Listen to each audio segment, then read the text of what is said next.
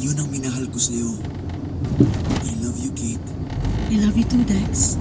Cheers ulit. Cheers! Cheers! So, pag-uusapan na ba natin yung kasal? Gusto mo na ba? Hindi naman ako nagmamadali, pero gusto ko na yung araw ng kasal natin. Yun ang pinaka-best na araw ko hanggang sa mamatay. Hello guys! Ako po si Ija Jagabes. Pagandaan natin Welcome ang to my buhay. YouTube channel. Mag-alala. Subscribe sa Hindi naman Ija ako Sub. magtuturo sa'yo, Ay, dito hindi po ako sa handa. Kritika Success on Alam ko IPI. naman yun. IPI.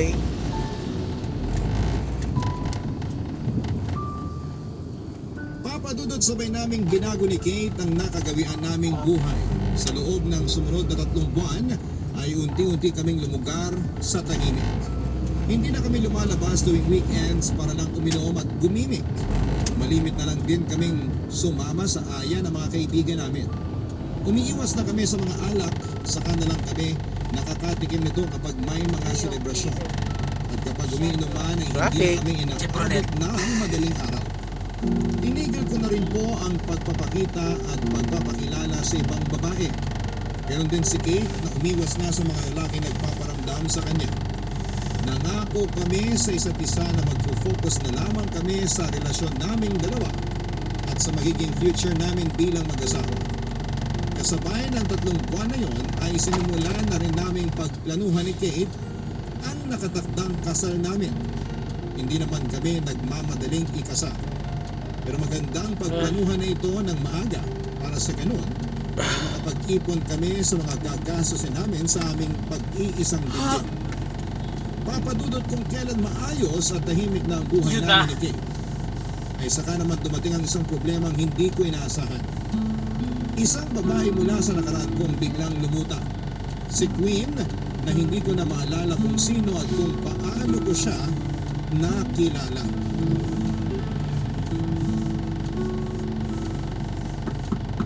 Dex! Andyan ba kayo? Sandali, nandyan na.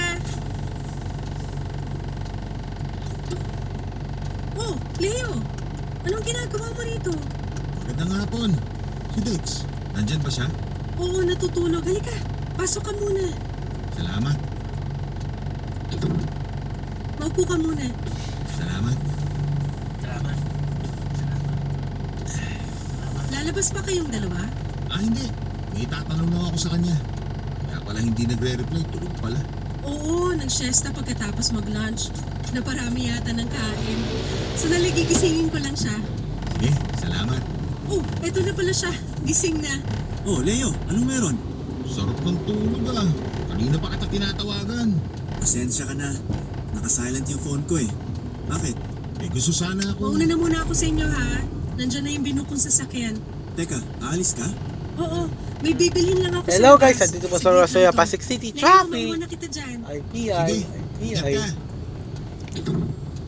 Ano ulit yung sinasabi mo? May naghahanap sa'yo, tol. Sino? Si Queen. Naalala mo pa ba siya? Queen? Sinong Queen? Si Queen. Yung isa sa mga babae na nakasama natin nung nag-celebrate tayo ng birthday mo rito sa apartment. Yung 3 babae na... Oo, yun nga. May pinagyayabang mo sa akin noon. Hinahanap ka ng isa sa kanila. Bakit daw?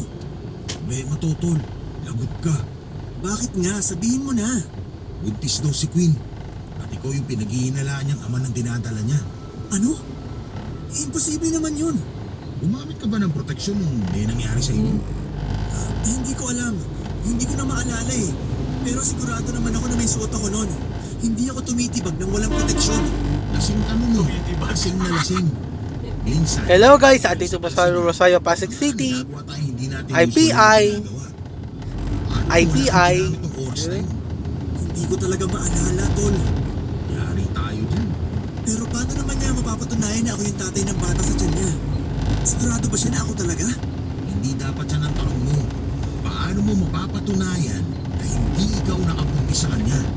Yun ang problema natin ngayon.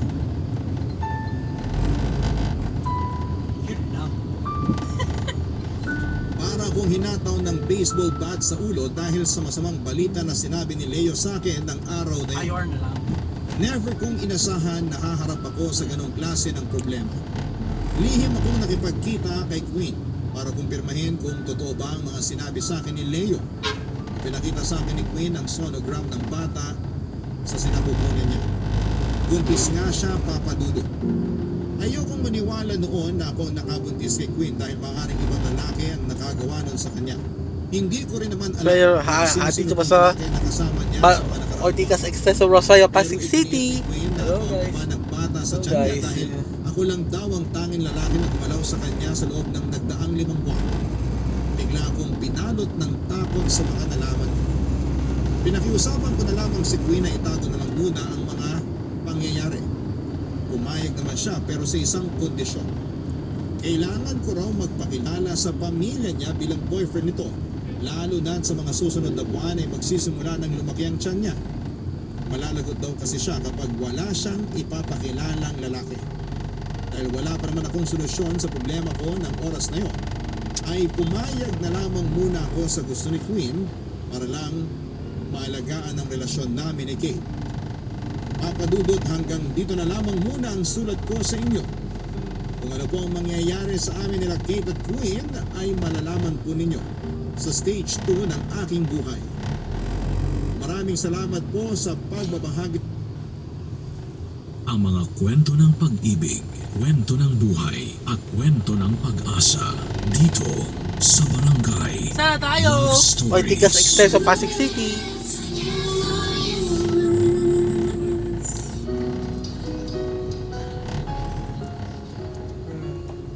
Sikreto. Isang bagay na ginagawa natin para mapanatiling malinis ang ating pangalan. Pero minsan, ang mga sikretong ito na tingin nating ikabubuti ng lahat ay siya palang karaniwang sumisira sa tiwala at katahimikan na sinusubukan nating pangalagaan. Ikaw, kabarangay, may malaking sekreto ka bang itinatago? Sa ikalawang parte ng istorya ng buhay ng letter sender nating si Dex, isang malaking sekreto ang itinago niya sa kanyang fiancé na si Kate. Isang sekreto na maaaring ikasira ng kanilang relasyon. Hanggang kailan kaya niya kayang itago ang lihim na ito?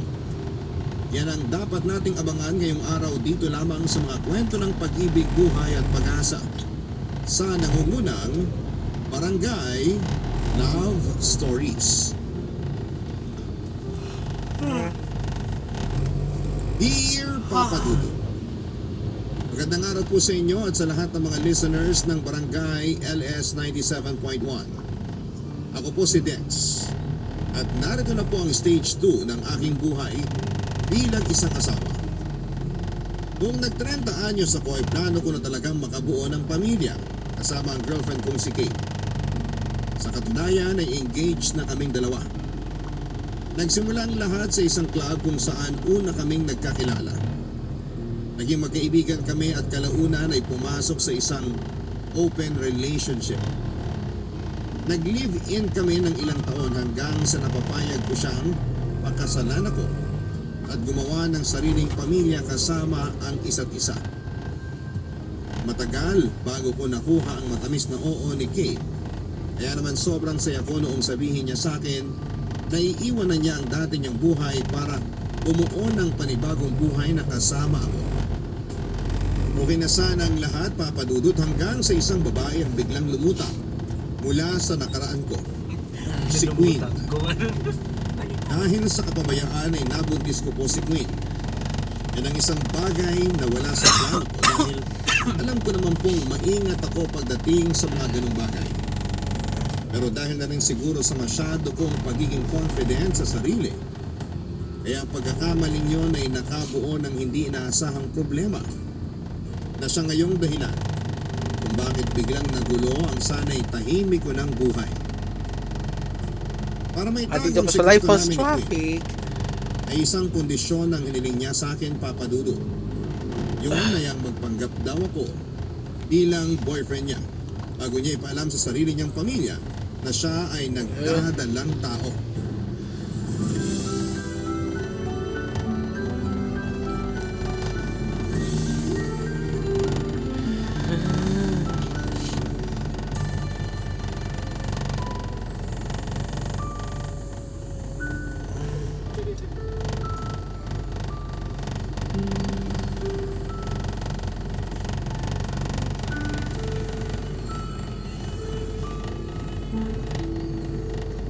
Dex, nandito na ako. Nandyan ka pala. Kanina pa kita hinahanap. Pasensya na kung nalate ako ha. Kanina ka ba naghihintay dito? Medyo. Akala ko nga umayaw ka na eh. Pero salamat na nagpunta ka pa rin. Ano bang gagawin natin? Ipakikilala mo lang naman akong boyfriend sa magulang mo, di ba? Oo, yun lang. Tapos ipapaalam ko na sa kanila na buntis ako. Alam kong magagalit pa rin sila. Pero feeling ko mas mababawasan ang disappointment nila sa akin kapag nakita nilang nandiyan ka na handa akong suportahan at panindigan sa pagbubuntis ko. Wala naman akong choice. Kailangan kong protektahan ang relasyon namin ni Kate. Pasensya ka na talaga kung dinamay pa kita sa gulong to. Mahirap din naman na ako lang yung humarap sa problema natin to. Kasi kasalanan naman natin to pareho. Wisit talaga oh. Kung kailan mag-aasawa na ako tsaka pa nangyari sa akin to. Sigurado ka ba talaga na akin yan? Ano namang mapapala ako kung magpapanggap ako? Baka kaya gusto mo akong ipakilala sa kanila para mabawasan galit ng mga magulang mo sa'yo. Malay ko ba kung sinasabi mo lang na ako ama niyang pinagbubuntis mo? Ikaw ang ama nito, sigurado ko. Ngayon, kung ayaw mo maniwala, bahala ka. Hindi ko alam kung paano Dito po sa, hello guys, dito po sa Life of Pasig City, tumulog sa Ortigas Extension, malakas na traffic. Para lang mo sa Madilim. mayayaman. O siya, sige na. Ako na kung ako. Kano ba Basta DNA? gusto ko lang liwanagin sa'yo Search mo na nga. magpapanggap lang How ako much bilang DNA boyfriend test, mo. Philippines? Yun lang. Baka kasi mamaya mahulog pa loob mo sa akin. Hindi pwedeng mangyari yun. Ikakasal na ako. Hindi ako mai-inlove sa'yo. Huwag kang mag-alala. Hindi kita aagawin sa fiancé mo. Ang akin lang, kailangan ko lang ng taong tatayo sa tabi ko. 14 Ayokong isipin ng mga magulang ko na isa akong pariwarang anak na tinakbuhan ng boyfriend nung nabuntis Million? na.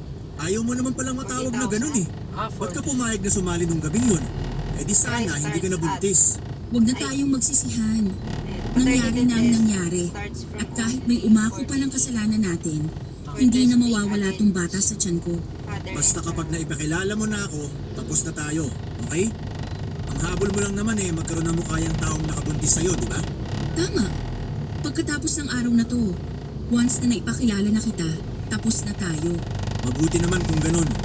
May papangako mo ba na hindi na kita ulit makikita pagkatapos nito? Oo, hindi na. Hindi na kita gagambalain. Kaya kong buhayin tong batang to, kahit mag-isa lang ako. Pasensya ka na, Queen. Alam kong tayong dalawang nakabuo sa batang yan. At dapat pareho tayong may responsibilidad dyan. Pero sana maintindihan mo na malapit na akong ikasal. Naiintindihan ko. Sorry kung hindi kita mapaninindigan. Kayo na magiging anak ko. Wala yun. Ang mahalaga, nandito ka ngayon at kasama ko sa pagharap sa mga magulang ko. Dito po sa Rosario, Pasig City, sa Dalibi de Castro, Bahay niyo? baka kumulog. Akala ko ba sa labas tayo magpapakilala para Okay lang, hindi okay sila lang. ganang magalit dahil may mga taong manonood. Bibigla ang lakad si tatay mamayang lunch. Hindi siya pwedeng lumabas ngayon. Sa bahay niyo talaga? Baka mamaya kung anong mangyari sa akin dun ha? Hindi ba sa gulero ang pamilya ko? Huwag kang mag-alala. Okay, sige. Na-practice mo na ba yung mga napag-usapan natin? Kung kailan tayo nagkakilala, kung gaano tayo katagal, kung kailan kita sinagot. Oo, kabisado ko na yan lahat. Basta, hindi naman kita pababayaan eh. Tara na.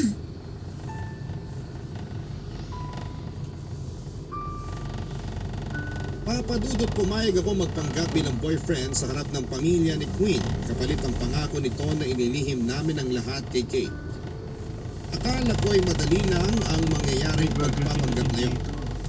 Pero halos madurog kami pareho ni Queen sa galit at mga salitang binitawan sa amin ng kanyang mga magulang noong araw na ipinakilala ako sa kanila. Kaya naman pala takot na takot si Queen na malaman ng pamilya niyang buntis siya, lalo na kapag walang ama ang magiging anak niya dahil relihiyoso ang buong pamilya nito. Pastor ang tatay ni Queen, samantalang church worker naman ang nanay niya. Kasalan mo Akala noon ni Queen na mababawasan ang galit ng magulang niya kapag kasama niya kung maglalahad ng katotohanan. Pero parang wala namang naiba sa galit na nararamdaman nila. Para kami mga batang musmos na pinapagalitan noon. Kahit na ganoon ang kinalabasan ng palabas namin ni Queen ay wala ng choice ang mga magulang niya dahil nangyari na ang mga nangyari. May nabuo ng bata at hindi naman papadudot magandang ituwid ng isang kasalanan sa paggawa ng panibagong kasalanan. Kaya tinanggap na lamang nila ang mga nangyari. Kahit papaano'y nakatulong daw na hindi ko tinakbuhan si Queen at handa kong panindigan ang bata. Wala naman talaga akong balak panindigan yung bata at nasa kasunduan namin ni Queen yun. Ang nangyari ay umuo na lamang ako ng umuo sa mga pinagsasasabi ng mga magulang niya dahil sa takot at para matapos na yung kalokohang pagpapanggap na yun. At nang makauwi na ako, Buhos mo na yan. matapos ang pangyayari nyo, ay nag-usap kami ni Queen na hindi na namin kukontakin ang isa't isa. Ngayong solve na ang problema ni Queen ay wala ng rason para magkita ulit kami. Kapag Baka hindi hello ako guys, pamilya andito ni pa sa Queen Babasap. o kung may emergency ay Traffic, saka baka ako magpapakita umulan. sa kanila. Umayag naman sa ganung klase ng setup si Queen dahil alam niyang may girlfriend ako. Pero Papa Dudut, ang plano namin yon ay hindi nasunod.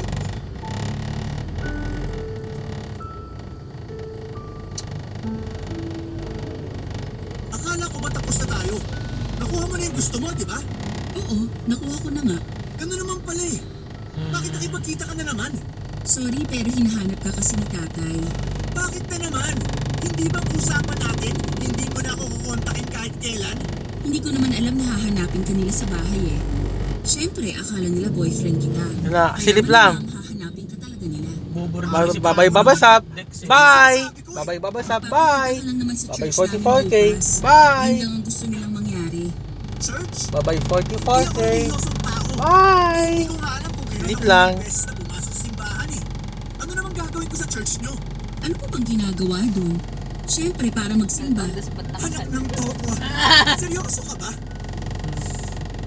Pasensya ka na. Sabihin ng Pero babae na hindi break kita na sila. magbibigyan sa gusto mo.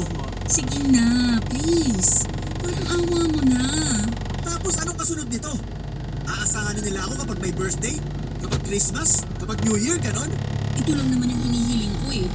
Kahit magpakita Babay. ka lang ng isang beses. 44K. Bye. Babay Bayad Center. Babay Countryside. Bye. Babay Clean Fuel. Bye. Sa isang linggo. Bye. Oo, kada Sunday. Babay Angel's Gusto Burger. nila na magkasama Bye. tayo pupunta sa church namin. Babay Wait Angel's naman. Burger. Manira Bye. Di ba ang usapan pagkatapos ng magpapakilala mo? Tapos na tayo? Ayaw lang naman ni tatay na pag-chismis Babay ako. KFC. Bye. Alam naman kung sino pa yung mga Babay palasimba. KFC. Sila yung chismosa. Bye. Babay KFC. Malaki Bye. yung ko. Hindi magtataka. Bye. Mapapansin na nila na buntis ako. Pag-uusapan Bye. kami Dex, wala akong maiharap na ama nitong bata. Babay Super 8. Bye. Ayoko. Babay May Super usapan 8. Bye. tayo. Baka mo na. Babay Please. Super 8. Kahit ngayon Bye. Malinaw Babay na Macdo. nag-usapan Bye. tayo. Hindi na tayo magkita ulit. Babay kapag may Macdo. emergency. Alam mo, Kapag may taka mo rin nangyari din sa'yo sa sana. batang dinadala mo. Joseph. Babilak Ay, pala baka yun. mo lang. Sa church nyo. Diba? Intindihin mo naman yung sitwasyon ko. Intindihin mo rin yung sitwasyon ko. Malapit na kaming ikasal ni Kate. Ano na lang sasabihin ng mga tao kapag nakita nila ako may kasamang ibang babae? Ngayon lang to, promise. Sa mga susunod na linggo, ako nang bahalang magpalusot kina tatay. Hindi. Pasensya ka na talaga. Kung wala kang importanteng sasabihin, maiwan na kita. Baka hinahanap na ako ni Kate. Paano kung si Kate mismo ang kausapin ko? Anong sabi mo? Babay Macdo. Bye. Lalapit ako kay Kate. Binablackmail mo ba ako? Wala na akong ibang maisip na pwedeng gawin eh. Kung hindi kita mapapapayag, yun na lang ang choice na meron ako. Bibigyan kita ng pagkakataon. Babay Riverside. Kapag Bye. hindi ka nagpakita sa church namin bukas, magpapakilala ako kay Kate. Maiwan na kita. Babay Riverside. Wait, Bye. sandali lang. Babay Riverside. Bye. Bye. Walang niya ka. Sige na. Pumapayag na ako. Salamat. Isisend ko na lang sa iyo yung address ng church na pupuntahan mo bukas. Aantayin kita.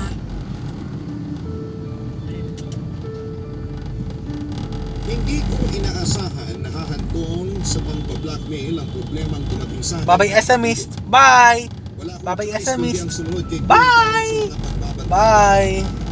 Kinailangan kong magpakita sa church nila Queen para maalagaan ang relasyon ng namin ni Kate.